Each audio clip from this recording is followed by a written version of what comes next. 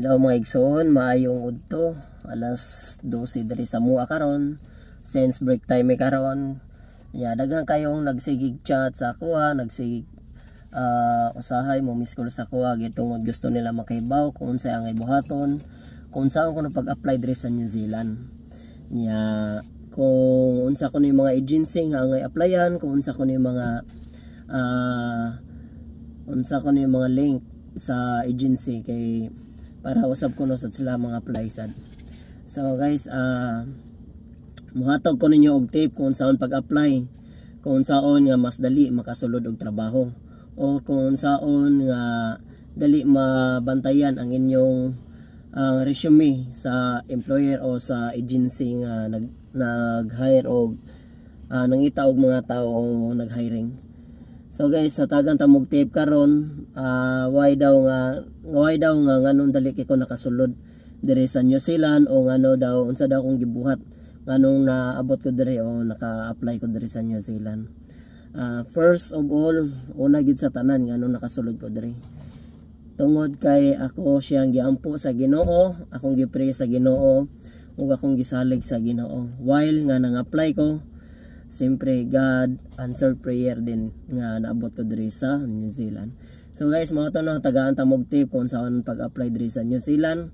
Una, i-search ninyo ang job hiring job hiring New Zealand o agency job ano ba tawag doon? Yung job hiring kasi yung agency. Tapos search nyo na lang yung mga agency dyan sa online. Marami namang online agency dyan. Kasi sa amin kasi ang agency ko is Chisna. So ang ginawa ko po ay, sa totoo lang, bago pa ako nag-apply, bago pa ako nakapunta dito, ay lahat ng agency na nag-attach o nag-appear po sa Facebook ko at nag-search din po ako, ay pinagsasubmitan ko po talaga ng resume ko. Ang una nyo po talagang gagawin ay wag po kayong mag-send sa isang agency lang, kundi mag-send po kayo sa iba't ibang agency. I-search nyo po Yanghua Agency, Caves Agency, sa akin kasi is Chisna Agency, and also sa September Link at sa Staff House. Marami pa po dyan yung mga ibang agency. At ang tip ko po sa inyo, kung may job hiring po sila sa New Zealand o Australia, Canada, hanapin nyo po ang kanilang email o Gmail nila. Mag-send po kayo ng resume doon. Yung magandang resume po, yung latest resume, yung updated resume nyo po. Tapos i-attach nyo po lahat ng certification nyo doon, work experience nyo doon, at syempre po yung year, taon, at yung mga latest and update sa present na pinagtatrabahoan nyo po ngayon.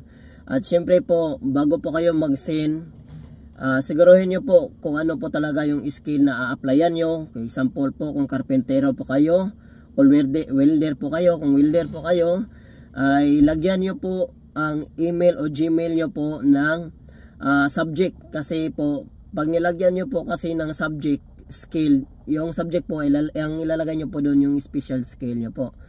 Yung skill nyo po na welder, ilalagay nyo po sa subject, tapos bago nyo po i-send, kasabay na po yung mga i-attach nyo na po yung resume nyo po. Kasi pag nilagay nyo po ng subject, pag tanggap ng agency doon o ma-receive nila doon, nakikita nila kaagad kung ano ang ina-applyan nyo.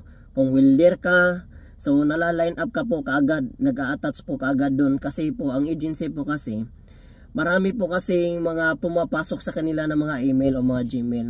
Kaya minsan po hindi napapansin yung mga email nyo, hindi napapansin yung mga Gmail nyo. Kasi nga, pag na-send nyo na po doon, hindi lang po kayo ang nagsisend. So ibig sabihin, bababa po yung nyo. Yung hindi po nila napapansin yun, na-ignore po nila yun. Kaya ang gagawin nyo po, ilagyan nyo po ng subject o skill talaga yung sa resume. Kasi pag na-send na doon, mag-a-attach ka agad doon at ma-evaluate ka agad nila doon kung ano yung specific skill mo po. At isa pa po, wag po kayong mag-send na isang beses lang, 2 beses, 3 beses.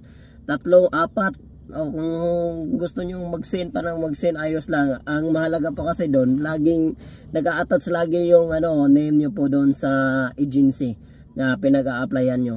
At ang mas maganda po ay kunin nyo po talaga yung contact number ng agency at tawagan nyo po. Kung maari po, kung kaya nyo pong kontakin, mas mainam at mabuti po. Kasi po yung sa akin kasi, awa ng Panginoon, ang dami ko pong nasendan na resume. Minsan may mga tumatawag na po sa akin na agency. Pero sa totoo lang po, ay napusuan lang, isang agency lang po ang napusuan po yung mga requirements ko kasi nga minsan kulang yung ang iba kasi ang dami pong mga kailangan yung wala na sa yung wala na po sa requirements mo. Pero glory to God, dahil po yung requirements ko ay nakapasok po doon sa agency na yon at nagiging swak naman po sa mga hinahanap nila. Kaya wag po kayong magsawang mag-submit po. Kung abroad po kayo, mas mainam 3 years experience. Kung 5 years experience, mas mainam. Wag po kayong matakot mag-apply. Wag po kayong matakot sa English language. Wag po kayong matakot sa employer. Kasi kung may experience ka at laging think positive ka lang talaga, siyempre nandun yung determination. Ang mahalaga po doon, laging think positive na kaya mo at na maaabot mo. Lalo na kung may experience ka, experiensyado ka. Kahit nasa local ka man po, ang hinahanap nila ay siguro more than mga 5 years o above. Nasa Pilipinas ka lang nagtatrabaho. But kung OFW ka, mas mainam, mabuti, mas madaling matanggap nila. Kung sa Saudi ka, siyempre dapat hindi po bababa ng 2 years yun. Nasa 3 years to 5 years po yun. Kung sa Japan po kasi, ang maganda po kasi sa Japan, pag nakita nila yung file mo at kumpleto ka, ang maganda sa Japan, mabango po sa ibang bansa. So, guys, yun po yung tip ko. Huwag po kayong mawala ng pag-asa. Send lang kayo ng send, kahit ulit-ulit pa kayong mag-send. Kasi nga, pag napansin nila yan, dyan na kayo hahanapan ng mga ibang mga requirements nila. Kung mainam, kung kaya nyo pong tawagan, makontak at ma-chat yung agency, tawagan at i-contact nyo po. So guys, yun lang po muna guys. At sa next time ay isi-share ko po kung paano po ako nakapasok at kung gaano ka-excited po dong approval po ng aking visa. So guys, God bless po sa lahat. Naway pagpalain kayo ng abong may kapal at ang lahat na nangangailangan ng trabaho ay ang Panginoon ang siya magpo-provide sa inyo. Salamat guys and God bless.